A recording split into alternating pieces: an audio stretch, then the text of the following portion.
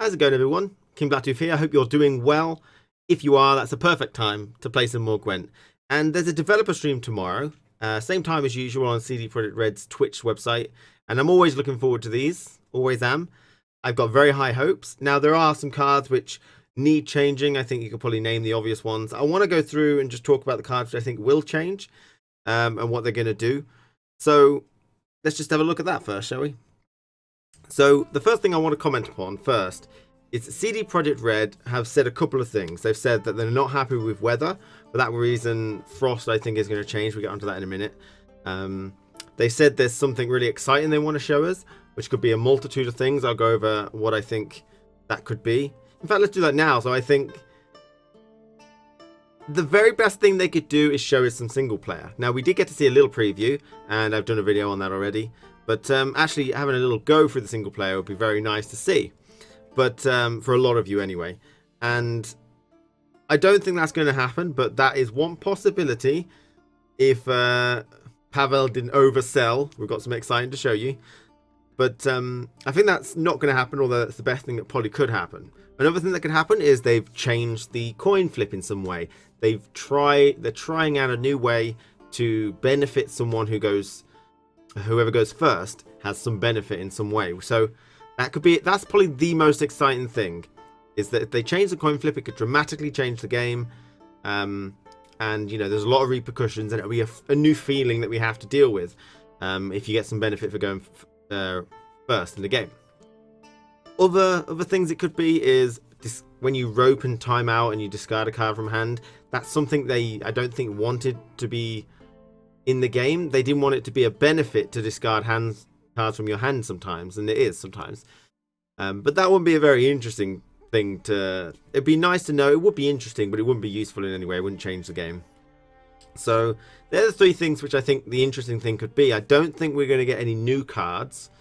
I don't think it's time yet. New cards seem to come at the end of a season, and they said they would tell us prior to the end of a season how long we've got before the end of the season comes. So like they'll tell us 2 weeks in advance, your season's ending here, and some people have said that they might be extending a season because of the MMR changes that happen. So I don't think we're going to get the 20 new cards which happens at the end of a season every 2 months.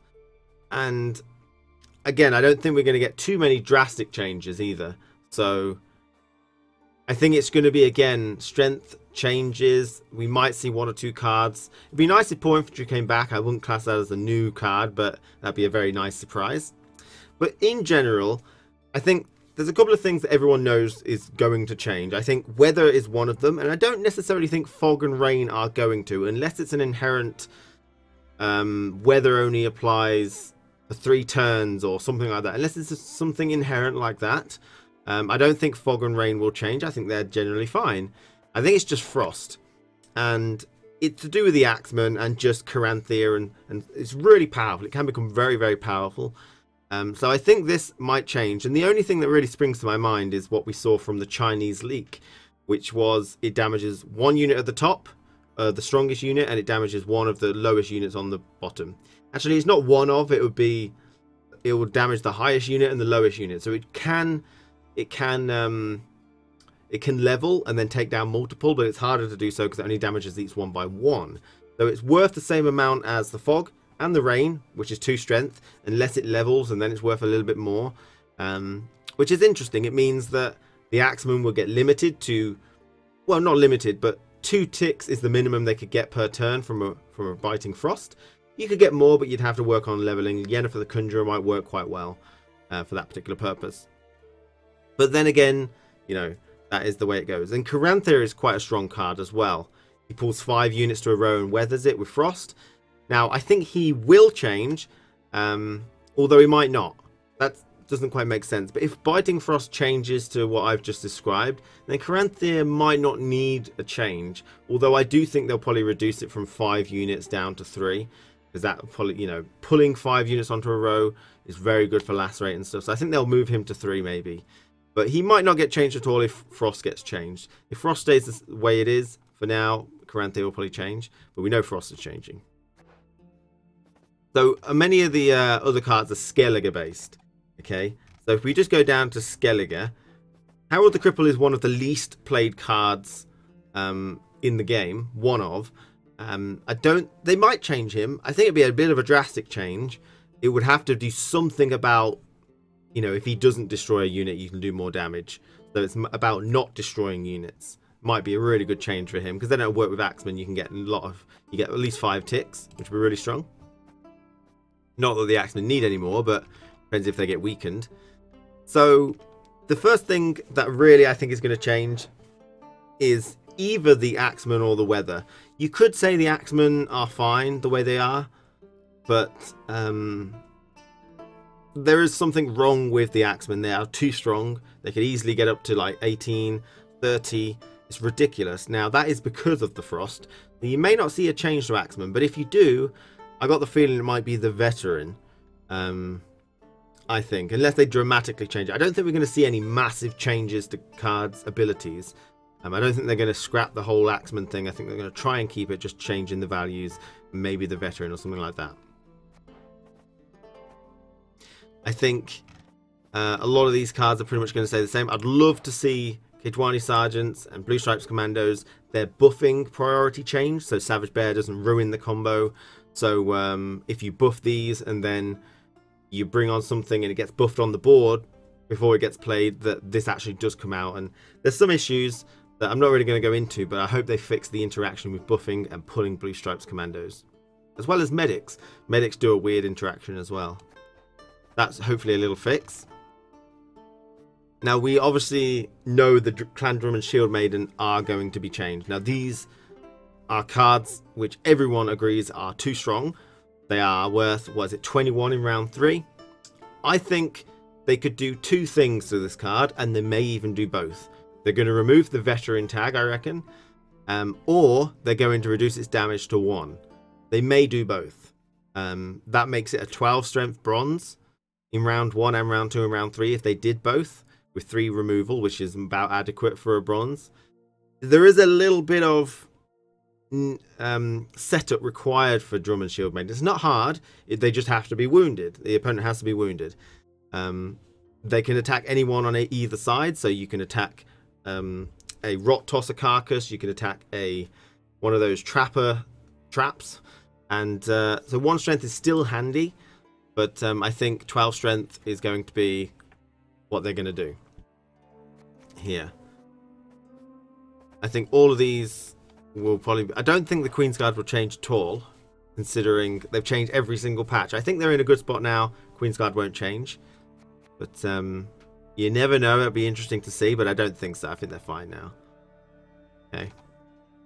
I think... I'm surprised if these don't change. They are very strong, but I think these could go under the radar a bit. They're not something a lot of people are moaning about at the minute, even though they are quite strong. I think they could go under the radar. A lot of these things are generally fine now. I mean, the Clan Brockbar Hunter are, you know, not used too much. They're fine. These guys, while can be quite decent, are relatively fine. A lot of these things are fine. They could, I think they will change some strength numbers around, but I don't think it's going to make too much of an impact. There are some cards where it does make a huge impact, some cards where it doesn't. The Arrakis Behemoth, I think, is going to stay where it is. All of these, I think, are going to stay exactly where it is. Now, this is the big one, Savage Bear. We know it's going to change. Again, I don't think they're going to change the ability completely. I don't. I think they're going to stay within that. I don't think they're going to change it. But I think he'll probably just go down to 4 strength again. I would love them to do something a little bit different. Not just revert the change they did before. Means that it's easier to remove. But, you know... I'd love them to do something with the ability. Not necessarily change it or scrap it, but just make it maybe hit both sides or hit your own side with the south buffing or something. I don't know. But I think, yeah, it would just be a base strength down to 4, I reckon, or maybe even 5. I do think CD Projekt Red shouldn't go all in with changes all over the board. I think they should do it gradually. A lot of people will be disappointed at that if they do it, because they'll be, you know, they've played this, they've gotten bored, they've gotten worried about this meta, and they're not enjoying it a lot. And small gradual changes won't feel like much of an impact, and people will be annoyed. But I think it's the best thing they could do, is small gradual things. But I reckon that's going down to 4. I'd love to see it change a little bit more, though, in different ways. So all of these are probably about fine, I think. And that's generally all the bronze cards, to be honest. I think Mulligan Scoia'tael might get a bit more buff, or Scoia'tael in general might get higher values. I'll recap that at the end. And silvers, you know, Sabrina, there's a little interaction and glitch that hopefully they will fix. Remus is considered a very strong mage because he can be 12 strength by himself on an empty board, but I don't think they'll change that at all. Bloodcurdling Roar is a great card for him. It's really, really good because it works with priestesses and anything low, but I don't think they'll change him, considering I think he's probably the best mage. All of these are relatively fine. I don't think they'll change Peter. I don't think they'll change Orcs, honestly. So there's a lot of silvers that I don't think they're going to touch. But again, strength. The first one that they are going to touch, really, that we know of, well, we don't know, but I'm 90% sure they will, is Holger Blackhand. He's worth too much value for a silver. He's 5, 6, 7, okay, with the veteran tag. He does 5 wounding, which is quite strong. There's not many silvers that do that. Mitre Bracker is one of them and such. But that feels really strong. And it also boosts a card in the graveyard by 3, so his value is like 15, which feels strong. The 5 wounding being immensely strong, because removing 5 is sometimes quite powerful. So I think one of these 3 are going to go. It's either going to lose its veteran, it's either going to reduce its value in the wounding, maybe only 3, or it's going to lose the ability to buff in the graveyard. So thematically, out of the 3, I don't think buffing in the graveyard suits him, but I'd like to see maybe damage reduced to 3, because it makes him more of a challenge to get the buff, maybe. There's also something else to say about Holger Blackhand. It relates to Hjalmar later, and we'll get onto that soon. The next card I hope they do change, but they might not, but I really think they should, is Donner. He's the biggest card that I want changed, I think. I really think he's very unfun for the opponent. He's a 6 strength silver with veteran, so 6, 7, 8, which is really strong in round 3. He's Sigurdriferable, he is decoyable, and he locks an opponent, and he removes a random bronze card from the opponent's deck and puts it into your graveyard. I just absolutely hate people taking bronze cards from my deck before I can play them. Now, I'm kind of okay with Regis doing it, because it's a gold card, but this guy can be used over and over and over again, and it's just so unfair. I think it's something CD Projekt Red didn't want to do in the past. When I went there for the Nilfgaard build, they talked about doing stuff the opponent's hand was not something they wanted to do, as far as I can recall. But this is even worse. It does it from your deck, and you can't counter this in any way. You can't stop them from doing it. So I really don't like it, and it screws up your decks. You know, you put a lot of planning into it, and it just kind of steals an important piece, and it's just that needs to change. If they want to keep that kind of option, then it needs to copy a random bronze from the opponent's deck. So they've got some options, some nice synergies with Mediking, whatever it was that they took. And you can get some cool plays, but it needs to copy, not just steal it. It's ridiculous. And it's a good lock. You know, this is one of the better locks just on his own, you know. All these cards, I hope they change Skjal. They did say they might be changing some of the least used cards. Skjal is within the least used. I'd love them to change it, but I doubt we'll see that. All these cards seem quite good. Morkvarg, I don't think they'll change. I think they're happy with the way he's going. All these guys seem relatively good. So that's it for silvers. So there's not too many, just mainly the Skellige ones, really, you know. And for golds, I don't think there's too many that are going to change either. All of these seem fine. We may see some strength changes, like I mentioned. I think the first one we can... Oh, I mentioned Carantha earlier. But with a change to Frost, he might not need to change. Although, you know, moving 5 units might be a bit too many. Because the only other person who does that is Geralt Ard. But Geralt Ard can't choose what row you want to put it on. You can only push back. So this can, like, line up an entire board of, like, 10 units. And then you could lacerate, and quite strong. So he might go down to 3. But, I don't know. And you get to choose exactly what units. It's a very good card. But, we'll see. I've heard that some people have said maybe Regis might only consume the base strength of a card. So things like spotters, things like protectors, stuff like that, you would consume them and stop them using it, but you wouldn't get the full value. If you ate a spotter, it would only be 2 strength worth that you gained, which is really bad for Regis, but makes it so it's not so crazy. But I don't know, that could hurt a lot actually. It could hurt a lot, but I don't know if that's unfounded. I just heard it somewhere that someone said maybe this will only consume base. I don't see the reason why that should happen though. Because apart from those particular cards like spotters and protectors, he's only generally worth about 12 anyway, which is about average for a gold-ish. Bloody Baron, a lot of people think he's okay, but there's some glitches with him. So hopefully they get fixed. If not, maybe he gets a little bit buffed. Babjorn again is a card which is really kind of rubbish. Hopefully he will have some better synergy if they choose to, but again, maybe you'll just get a strength increase, because I don't think they'll change this. I think it's a bit late for them to try. I'd love to be wrong. You know, there was a card, I think they'll actually change Leo Bonhart. I do think they'll lower his base strength because he can be worth so much. Because you're obviously going to take this with spotters, so you're obviously going to get something like 15 to 18 strength removal with him, which may not always be good. Fair enough, if they don't have that higher strength unit. But I think they'll lower his base strength, honestly. He's too strong. He's kind of the same, but he's not the same like that. I mean, you could use him with the Clandemon Pirate Captains, which could be 15, but no one ever does. I don't know. He's a strong card. He is strong because you can get 5 wounding with him, and you get the 5 strength on the board with those discard guys. I think that the only other gold card I think is going to change is going to be Hjalmar. I think Tibor's in a good spot.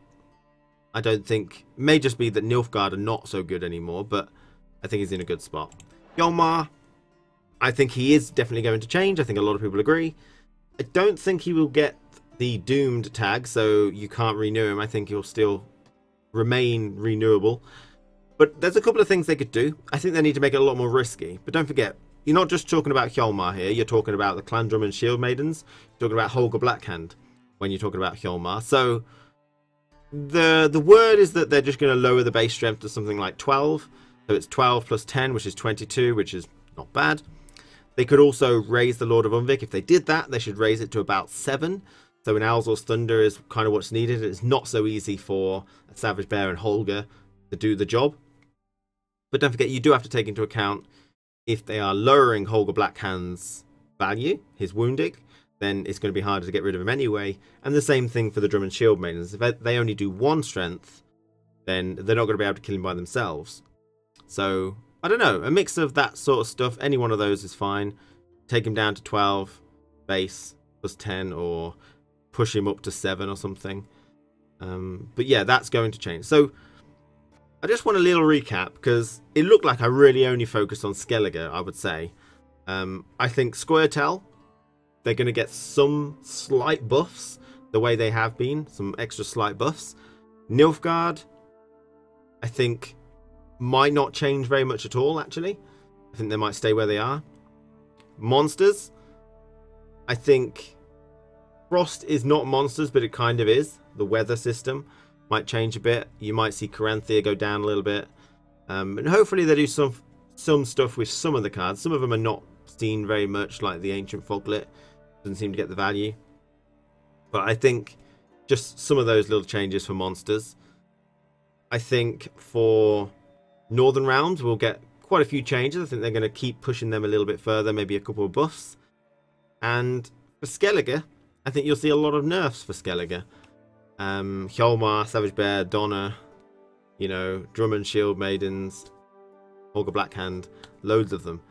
But hopefully they don't go too crazy on the whole thing, to be honest, and just take it gradual. But I think people are expecting a lot. And I think that's probably the last thing I want to say on the matter, is that don't expect too much from the developer stream. They do say like they've got something special for us, and I really hope it's something good.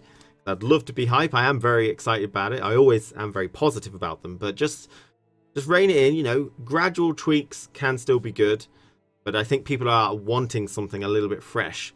They want a big shift. And I don't know if they're going to get it. I'd love to be wrong. Thank you for watching. Take care, and I'll see you again very soon.